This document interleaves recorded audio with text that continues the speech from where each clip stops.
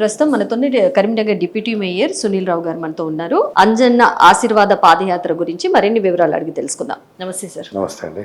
అన్న, అంజన్న ఆశీర్వాద పాదయాత్ర ఎలా జరుగుతుంది సార్? ఎలా జరగబోతుంది? ఎలాంటి ఏర్పాట్లు చేశారు?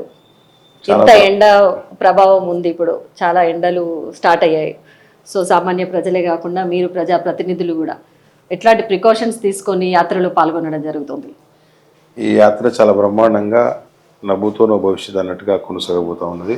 దానికి ముఖ్య కారణం కొండగట్టు అంజన్న మీద ఉన్నటువంటి ప్రజలకు ఉన్నటువంటి విశ్వాసం కావచ్చు, బండి సంజయ్ కుమార్ గారి నాయకత్వం పట్ల ఏదైతే మున్సిపల్ కార్పొరేషన్ ఎన్నికల్లో కరీంనగర్లో ఘన విజయం సాధించడం కావచ్చు, అంతేకాకుండా మిగతా మున్సిపాలిటీస్లో కూడా పెద్ద సంఖ్యలో మున్సిపల్ కౌన్సిలర్స్ గెలుపొందడం కావచ్చు, సర్పంచులు ఉప సర్పంచులు గెలుపొందడం కావచ్చు, ప్రజాప్రతినిధులు పెద్ద స్థాయిలో రాబోతూ ఉన్నారు.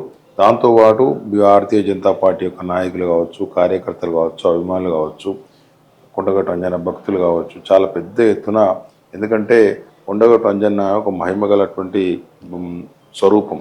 మరి కొండగట్టు అంజన్నను కోరిన కోరికలు తీర్చే దేవునిగా కూడా ప్రజలందరూ కూడా కొలుస్తూ ఉంటారు. అత్యంత భక్తి విశ్వాసంతో రేపు పాదయాత్రలో పెద్ద ఎత్తున సంఖ్యలో ప్రజలు పాల్గొనబోతూ ఉన్నారు. ఎండ ఉన్నా ఏదున్నా ఉదయం 6:30 7 గంటలకు స్టార్ట్ అయిందంటే యాత్ర మూసేంత వరకు కూడా చాలా గొప్పగా ఒక భక్తి భావనతోటి ఒక ఉత్సాహంతో ఏదైతే అంజన్నను దర్శించుకోవాలనే ఆలోచనతోటి మరి అందరూ కూడా రాబోతూ ఉన్నారు. కాబట్టి ఈ యాత్ర చాలా బ్రహ్మాండంగా కొనసాగబోతోంది. దీనికి సంబంధించిన అన్ని ఏర్పాట్లు కూడా ఎక్కడ కూడా పాల్గొనే వారికి ఎలాంటి లోటుపాటు లేకుండా అన్ని రకాల ఏర్పాట్లు కూడా మరి, ఎందుకంటే వాటర్స్కి సంబంధించి కావచ్చు, మజ్జిగకు సంబంధించి కావచ్చు, మధ్యలో భోజనానికి సంబంధించి కావచ్చు, దాని తర్వాత పైకి ఎక్కేటప్పుడు పైన దర్శనం అయిన తర్వాత మళ్ళీ భోజనానికి సంబంధించి కావచ్చు, మళ్ళీ తిరుగు ప్రయాణానికి సంబంధించినటువంటి వాహనాలు ఏర్పాటు కావచ్చు, అన్నీ కూడా చాలా బ్రహ్మాండమైన ఒక క్రమ పద్ధతిలో ప్రతి చోట కూడా ఇన్ఛార్జిని పెట్టి ఏర్పాటు చేయడం జరిగింది. కాబట్టి దీనిలో ఎక్కడ కూడా ఎలాంటి లోటుపాటు రాకుండా ఏదైనా ఆరోగ్యపరమైన సమస్యలు తలెత్తి కూడా వాటిని కూడా అటెండ్ చేయడానికి ఏమిటా 2 అంబులెన్సులు, డాక్టర్సు, మహిళా డాక్టర్లు అందరినీ కూడా ఏర్పాటు చేసుకున్నాం. కాబట్టి ఎవరికి కూడా ఎలాంటి ఇబ్బంది జరగదు.